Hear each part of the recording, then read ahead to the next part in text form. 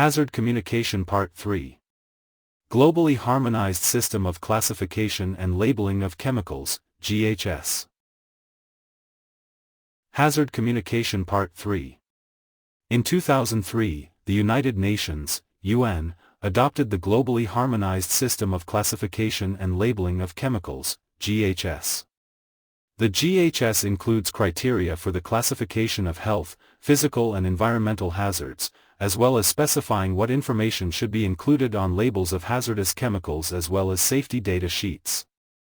The United States was an active participant in the development of the GHS, and is a member of the UN bodies established to maintain and coordinate implementation of the system. Hazard Communication Standard, Labels and Pictograms. OSHA has adopted new hazardous chemical labeling requirements as a part of its recent revision of the Hazard Communication Standard, 29 CFR 1910.1200, HCS, bringing it into alignment with the United Nations Globally Harmonized System of Classification and Labeling of Chemicals, GHS.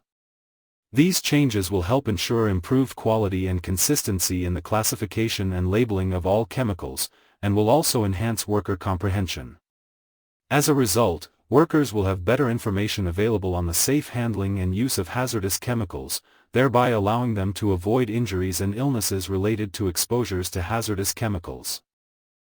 The revised HCS changes the existing Hazard Communication Standard, HCS/HAZCOM 19941, from a performance-based standard to one that has more structured requirements for the labeling of chemicals. The revised standard requires that information about chemical hazards be conveyed on labels using quick visual notations to alert the user, providing immediate recognition of the hazards.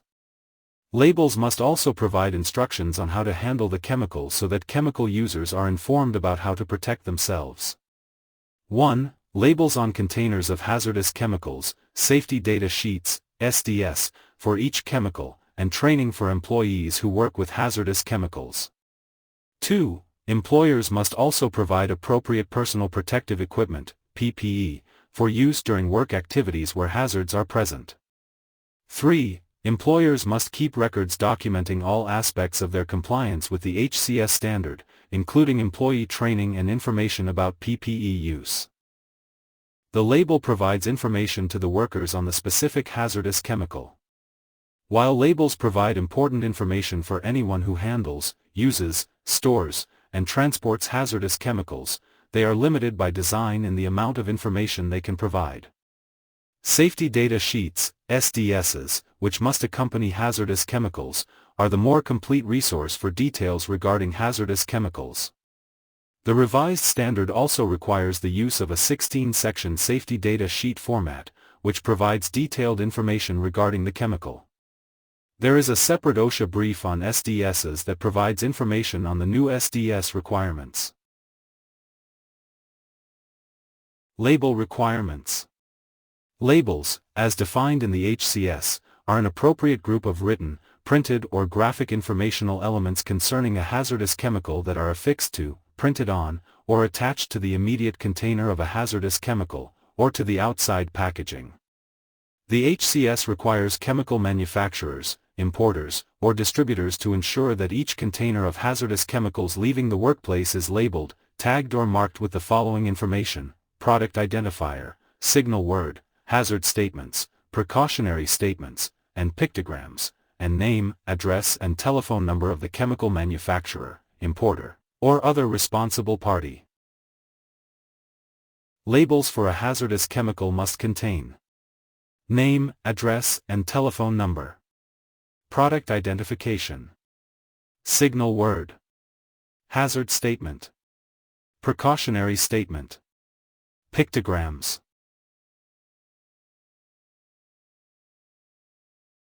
Label elements. The HCS now requires the following elements on labels of hazardous chemicals: name, address, and telephone number of the chemical manufacturer, importer or other responsible party. Product identifier is how the hazardous chemical is identified. This can be, but is not limited to, the chemical name, code number, or batch number. The manufacturer, importer or distributor can decide the appropriate product identifier. The same product identifier must be both on the label and in Section 1 of the SDS. Signal words are used to indicate the relative level of severity of the hazard and alert the reader to a potential hazard on the label. There are only two words used as signal words, danger and warning. Within a specific hazard class, danger is used for the more severe hazards and warning is used for the less severe hazards. There will only be one signal word on the label no matter how many hazards a chemical may have. If one of the hazards warrants a danger signal word and another warrants the signal word warning, then only danger should appear on the label. Hazard statements describe the nature of the hazards of a chemical, including, where appropriate, the degree of hazard. For example, causes damage to kidneys through prolonged or repeated exposure when absorbed through the skin. All of the applicable hazard statements must appear on the label. Hazard statements may be combined where appropriate to reduce redundancies and improve readability. The hazard statements are specific to the hazard classification categories, and chemical users should always see the same statement for the same hazards no matter what the chemical is or who produces it. Hazard Communication Part 3. Globally Harmonized System of Classification and Labeling of Chemicals, GHS.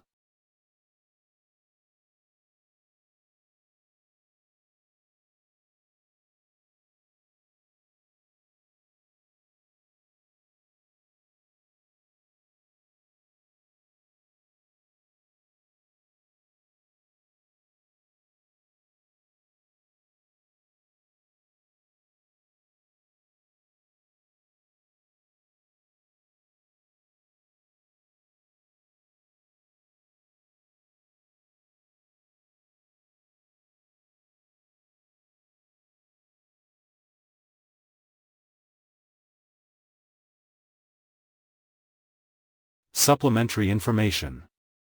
The label producer may provide additional instructions or information that it deems helpful. It may also list any hazards not otherwise classified under this portion of the label. This section must also identify the percentage of ingredients of unknown acute toxicity when it is present in a concentration of greater than or equal to 1%, and the classification is not based on testing the mixture as a whole. If an employer decides to include additional information regarding the chemical that is above and beyond what the standard requires, it may list this information under what is considered supplementary information. There is also no required format for how a workplace label must look and no particular format an employer has to use. However, it cannot contradict or detract from the required information. GHS pictograms and hazards. Workers may see the 9th symbol on a label because label preparers may choose to add the environment pictogram as supplementary information. Figure 1 shows the symbol for each pictogram, the written name for each pictogram, and the hazards associated with each of the pictograms. Most of the symbols are already used for transportation and many chemical users may be familiar with them.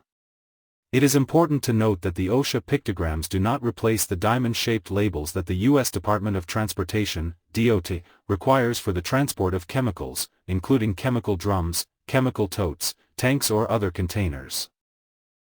Employer responsibilities. Employers are responsible for maintaining the labels on the containers, including, but not limited to, tanks, totes, and drums. This means that labels must be maintained on chemicals in a manner which continues to be legible and the pertinent information, such as the hazards and directions for use, does not get defaced, i.e., fade, get washed off, or removed in any way. Sample labels. The following examples demonstrate how a manufacturer or importer may display the appropriate information on the label.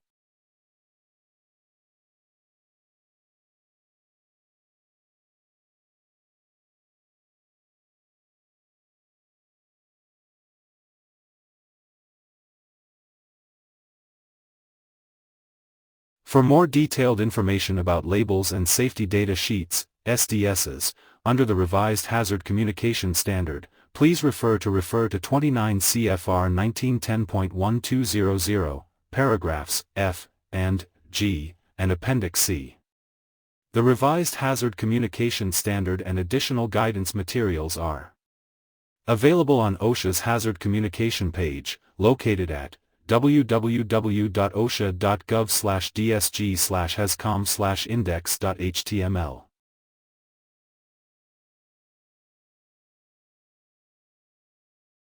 Thank you for viewing.